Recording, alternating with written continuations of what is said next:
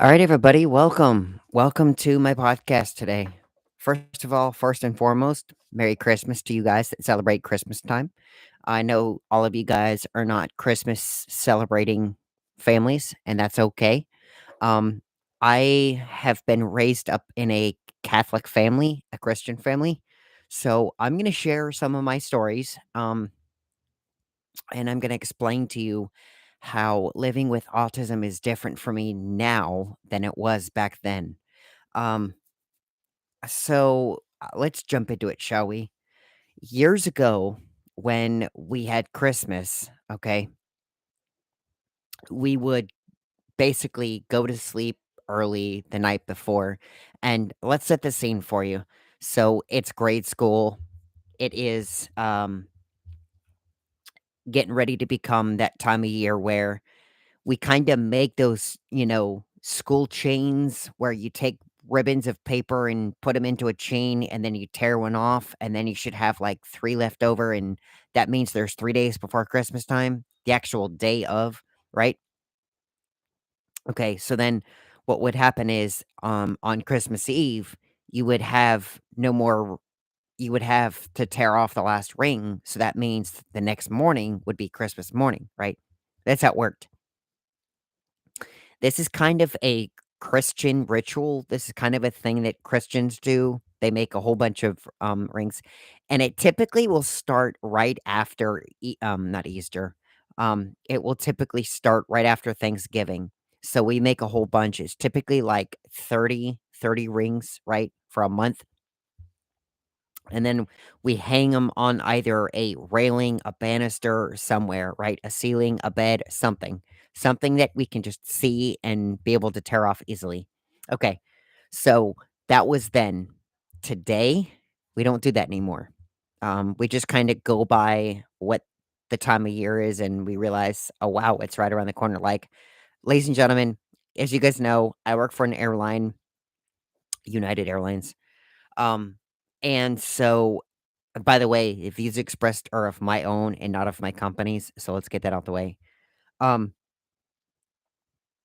yeah, so anyway, um, so we would then take care of making all of that together and, um, years ago, and now I kinda just work for a day to day to day to day thing, and then on my days off, I kinda rest and chill and hang out myself and go see my friends and my family.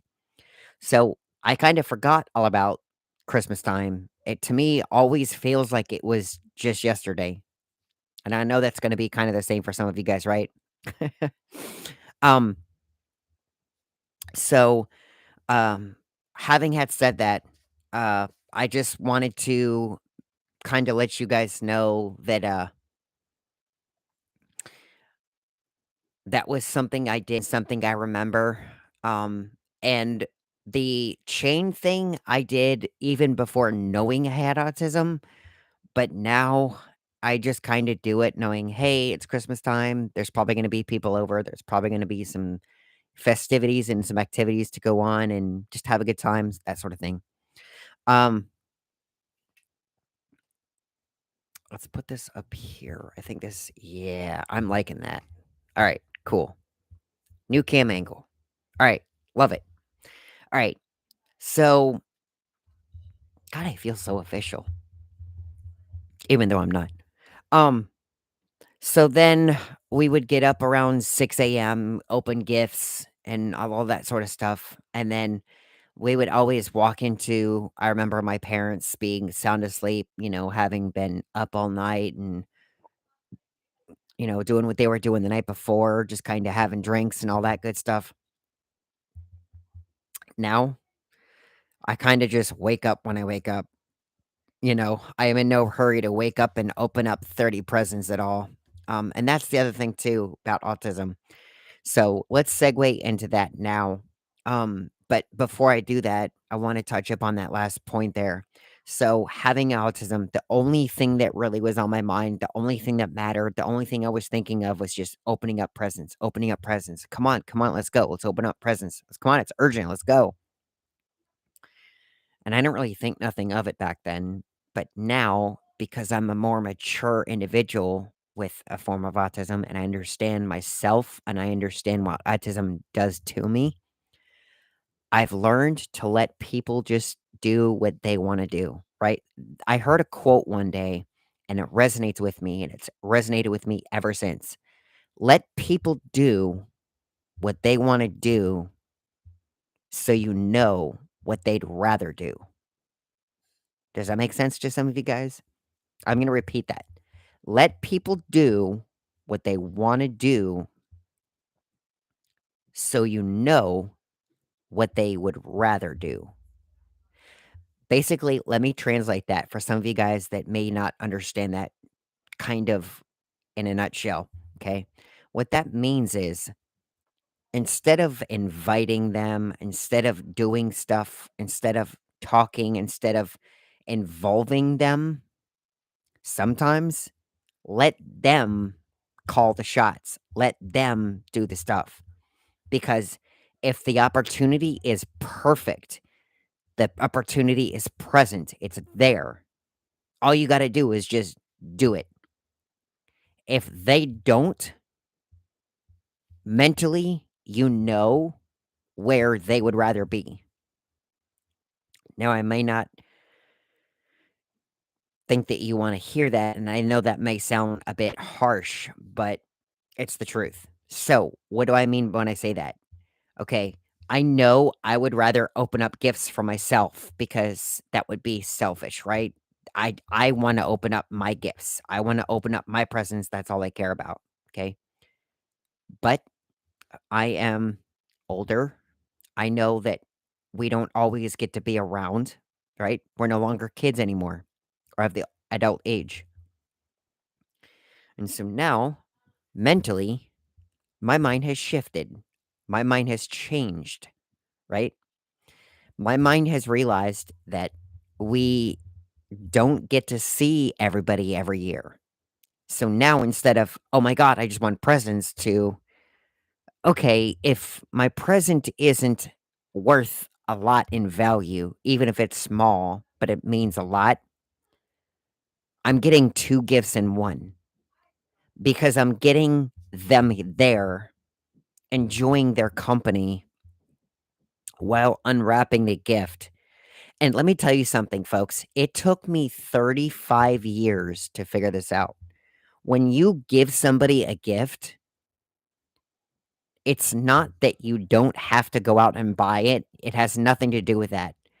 The whole point that people exchange these and the whole point that people do these during holiday season is to watch your reaction. Your reaction means more to them than the value of that gift, right? It means more to them than the struggle of walking around trying to find you this one item that you're begging for, right? Even if it's a pair of socks, even if it's a t-shirt, even if it's a gardening tool, even if it's piece of hardware, something, right? It could be a box of nails for crying out loud. But let's say that you're working on a project and you're stuck because you can't find these nails anywhere. And so somebody finds these nails and they give them to you. The expression on their face by them actually seeing you ecstatic that you received them because that's what you wanted, like, that's all you've been asking for, that to them means more than anything than the drive to go find them, the mouse clicks to go search for them, the debit cards they had to pull out to go purchase them, okay? Do you see where I'm going with this? So, as a younger crowd with autism, all we think about is the item, the item, the thing, the item, the item. Now, as an adult, I think about the moment of it. I think about what it brings. I think about what it accomplishes, right? And by accomplish, I mean the energy, the vibe, the feeling, the emotion that it involves, not just myself, but everybody involved, right? Because how many times have you given a gift that was kind of funny and someone, would could actually use it? So the point when they open it, you're like, "This is actually really funny." So what's going on? First of all, you're laughing, right? They're laughing too. So you're sharing a memory, you're laughing, you're having a good time, you're feeling good, right? And often in times when you do that, what happens? You share a short little story of something you remember, something you did, something it reminds you of. So you're actively being a family, you're being a part of a group, you're being a part of a big thing together. You're being, one, togetherness, all that good stuff. And that's what opening gifts really is all about. As a kid, we don't really think that way, and it's unfortunate, but um and it's bittersweet because as you're a kid, you only see the next steps, but the older you get, you start not to see the next steps like, "Oh, I'm gonna use this here, I'm gonna do this here, I'm gonna do this here," and that's great. That's what you're supposed to do when you're young, when you're that age. You're supposed to dream, you're supposed to think, you're supposed to, have determination, you're supposed to have drive, all that good stuff. That's what keeps you going as a young person, right? But once you get older, that doesn't mean all that much anymore, right? Um, and the more that you realize that it resonates, that you now get to share these things with other people, like, the gift that I had back then, I probably don't have anymore or have used and it broke or it just isn't worth my life anymore. Like, it doesn't fit my life in that manner, so I gave it to someone who's more fortunate, right? Because you can always give it to someone else or donate it or something, and you know what? That's great too, because 'cause you're thinking of them, not yourself. And what you're also doing is you're wondering and waiting for their reaction, right? It's not, "Hey, take it." It's, "Hey, I can't use this. I know you want this. You know what? Here you go. Take this." That sort of emotion, that sort of feeling, right? Um, so a small little short story, right? Granted, I probably could have played some of my Xbox, right? But I'm not using it. I'm not actively using this. Now, somebody did purchase it from me at a very decent price. Now, yeah, I might be like, I'm probably gonna be a day where I'm gonna want my Xbox back, but if I think about it, they're more fortunate to have gotten it from me because A, I took care of it, B, it was in good care, and C, I wanted them to enjoy it.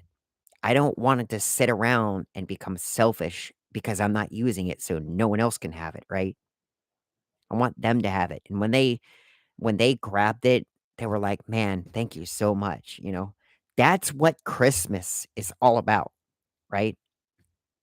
And I have a small little story for you that, just had recently, and it involves this, okay? Um, and actually it involves that too, but we'll get into that later. Um, so, yeah. So you guys understood my whole then versus now with giving gifts, okay? Um, let me explain something to you also. So, one of the things about autism is that we struggle often with crowds, with large groups of people. Now, it's funny that I work for an airline when I need to be in the terminal because have you seen a terminal where there's only 3 people? I ain't buying it, okay? I work for Dulles, which is a hub. Now, that means it's even more chaotic because that's where all the flights come in and that's where all the flights depart, okay? It'll go from our main area, our main think of a hub as a headquarters, okay? So it'll go from our headquarters out to other small airports and it'll terminate there, right? And then it'll go somewhere else. Typically, it will come back to us and then it will go somewhere else. Okay. So it's kind of like you're going to go there and then come back. and then you can also go somewhere else, but you have to come back. It's that same old routine. But anyway, that has nothing to do with this whole podcast. Was kind of an understanding of a concept of um what how busy and chaotic my airport is. We don't do well with crowds at all. Now, when I was younger, I did not do well with crowds at all. I was very guarded, very shy. I was outspoken. I didn't say much. I observed everything. That's a quality about people with autism. Let me tell you, we not speak, we may not say, we may not be vocal, but don't for a second think that we are not capable of picturing and imagining and observing and capturing what is going on, okay? Do you remember the movie Rain Man?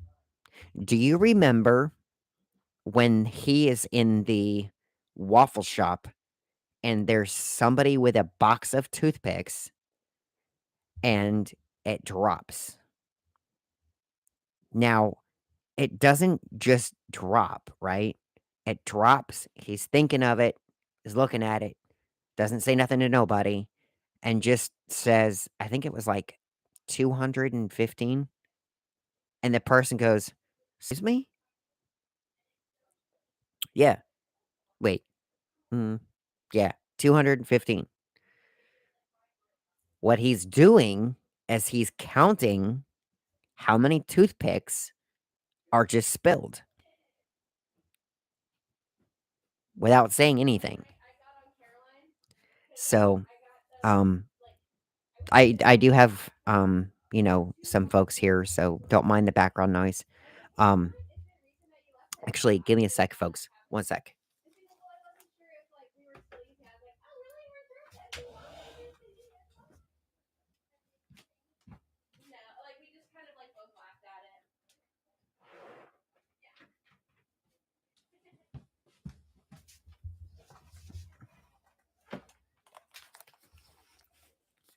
Eventually, I'm gonna start finding those on the air, like illuminated signs. Imma put it on the, door, like, "Don't disturb. I'm doing a podcast."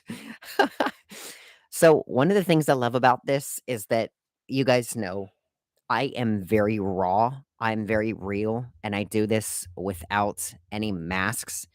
And what I mean by a mask is, I mean, I'm all genuine. I don't hide nothing. I don't hold something. The only thing I'm going to withhold and hide from you is information that's confidential regarding my job. I was sworn to it and I will uphold that value and that honor. Okay. You're not going to hear any of that information from me. But all the stuff that I'm telling you is stuff that is real, it's stuff that has occurred, stuff that may be personal, but I'm sharing with you because it's all part of us, right? That's what we are all about. Um,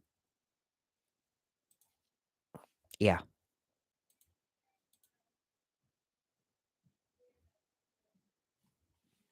Um, what else?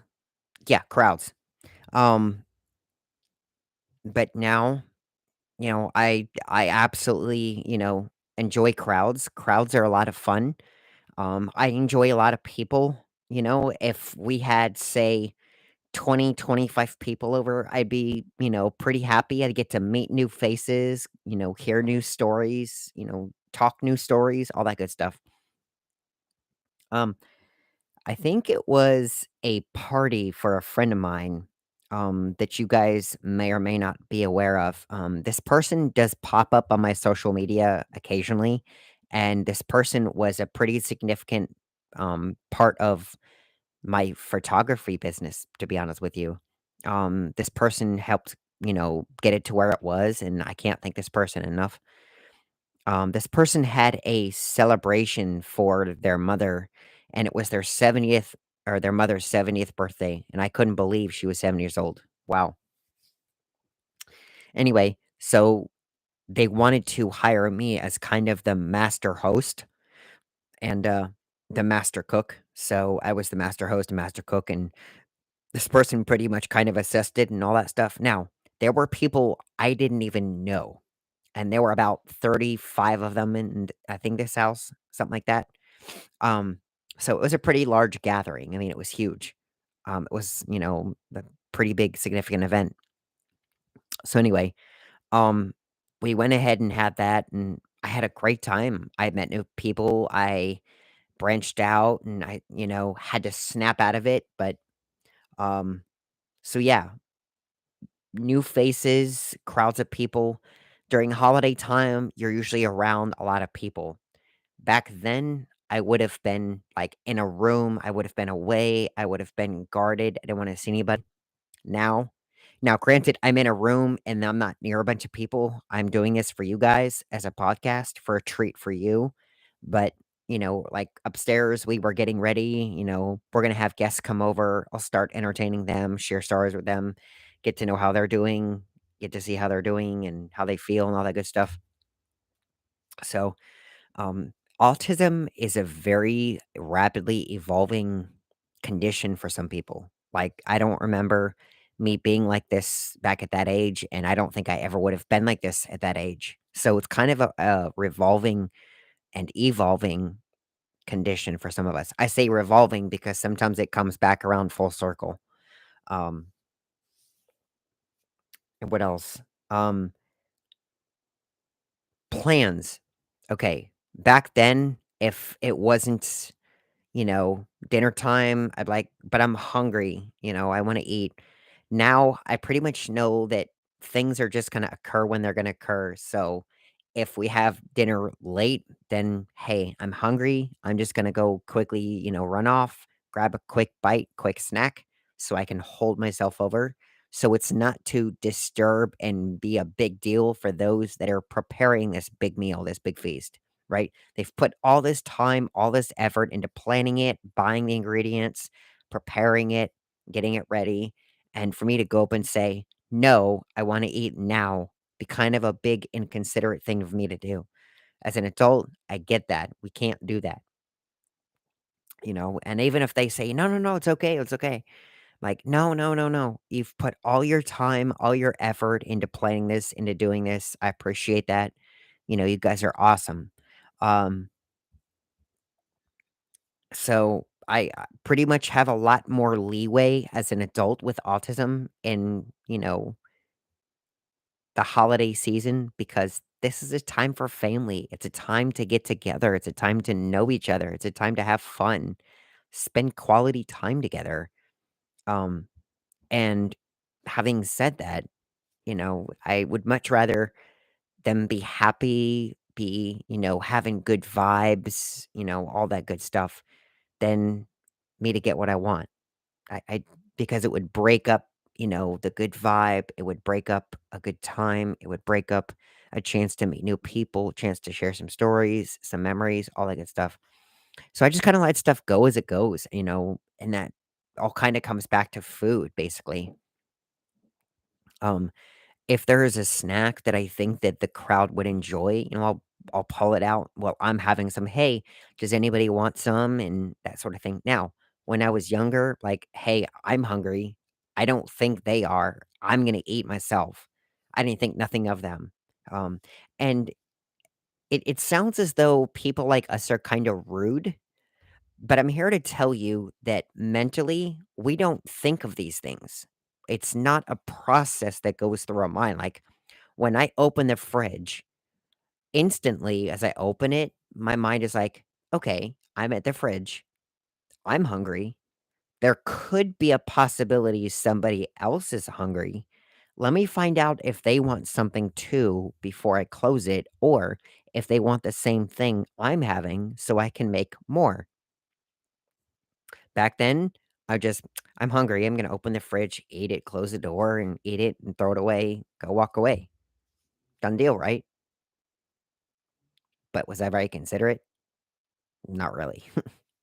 So, as an adult, now I'm much more considerate, I'm much more involved, I'm much more aware of what I'm doing, of my surroundings, of my, you know, energy, of my vibe, as you guys call it, right? But back then, that wasn't the case. So, there's that.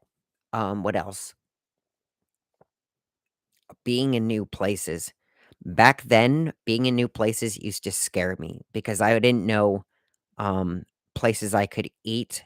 I didn't know places I could use the restroom. I didn't know places I could go if I had a meltdown to go have a meltdown. I didn't know where there were people like new in these new places. Like that to me for autism was a major deal breaker. Like I had to be someplace where I knew somebody so that if I was overwhelmed, overstimulated, or like just chaotic, I could go and like, hey, I need to escape. Like here, come help calm me down. Now as an adult, I love going to new places. I love going to new things. I don't mind it because it's always an adventure, right? It's like, do you guys remember Miss Frizzle and the Magic School Bus? Yeah, it was a classroom and they all knew each other. They were students, they were classmates, and they knew their teacher, but their teacher was always taking them on an adventure. And each one of them learned something from that adventure, right? When they went through the human body, it was always a fun field trip, right? None of them were complaining about it. They were complaining that they, um, you know, were having to drive a long, long, long time, but the point was is that they enjoy the adventure, at the very end. So it's the same with autism with me. Back then, I didn't want it. I didn't like it. Now I see an adventure as an opportunity for new things, to share new ideas, to see new skills, to learn something new, right? What else? What are some other things about autism that has changed for me? Um, oh, okay. So this doesn't really relate to how Christmas Day is, but this has to do with the holiday itself. So back then, I used to always get mad and upset and just throw a fit when they had to make me work on Christmas Day. And because I always felt like everybody should have Christmas Day off, it's a holiday. This is not fair. Now, I don't mind if I work Christmas Day, you know? I mean, I'm not trying to make you guys cry and get all sentimental here, but do you guys know how much of my family members are left that I'm able to see every year? One. One. Now, I'm not counting my mom and dad. My mom and dad live locally, close by me. So that really makes three of us, but we used to be a family of six. Okay. My my younger, older sister, okay, because I'm the oldest, and then I have another brother who's younger than me. We are older than my sisters. So, my older, younger sister, okay, she lives in Colorado. So she's halfway across the states. Can't really see her. My brother, he lives all the way in San Francisco. That's all the way on the other coast. That's a whole 6, 7 hours for me, plane ride. It's not really gonna be easy for them to say, "Hey, come on over this year. You can do it, right?" Back then it was like we were all in the same house. We were all able to get up together and go have fun. And even when they were, going to do their own thing, we were all close by, but now they've all moved on. They've moved. Um, Fortunately and unfortunately for us, um, my youngest sister, who's here with us today, she works for a major catering company, and so her main clients, her clientele, is based out of the DC area. So she works here and she lives here.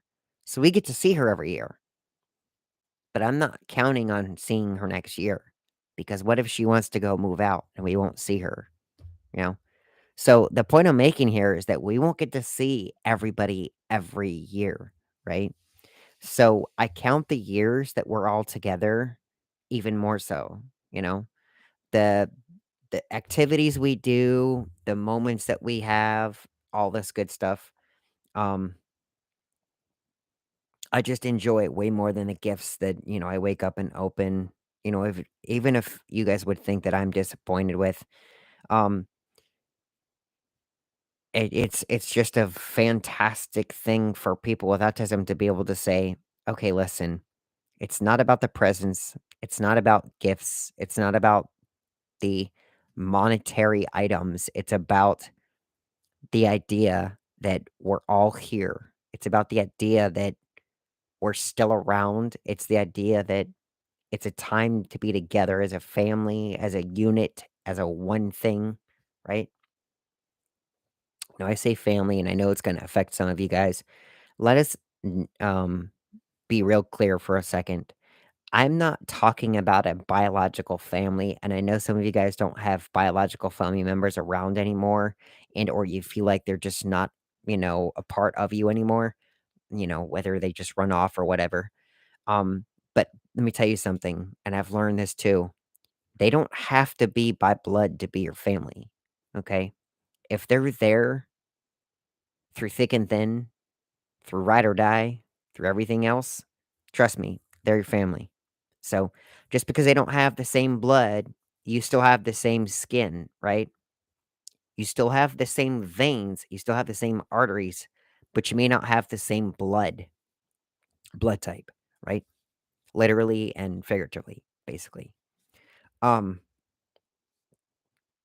so anyway, yeah, it's basically us now saying, "Hey, listen, so we know, me speaking now versus then, we know that we used to love getting toys, we used to love getting computer games, video games, stuffed animals, videos, movies, and yeah, that's all great, that's all good.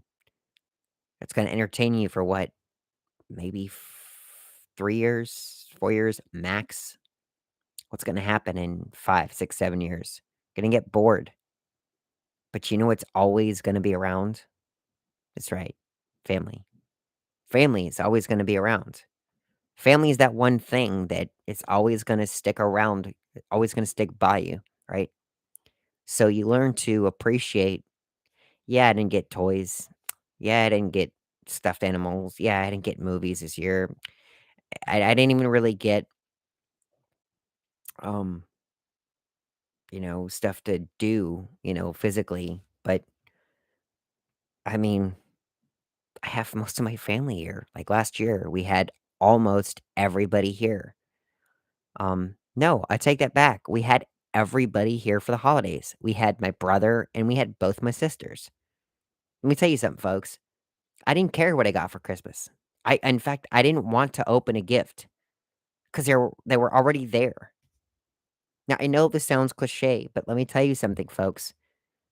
When you don't have them around, it means so much more than anything that's monetarily in value because you cannot put a price on family. You just can't. I think that's gonna do it for me, folks. Um, I can't really think of anything else about autism that has affected me then versus now.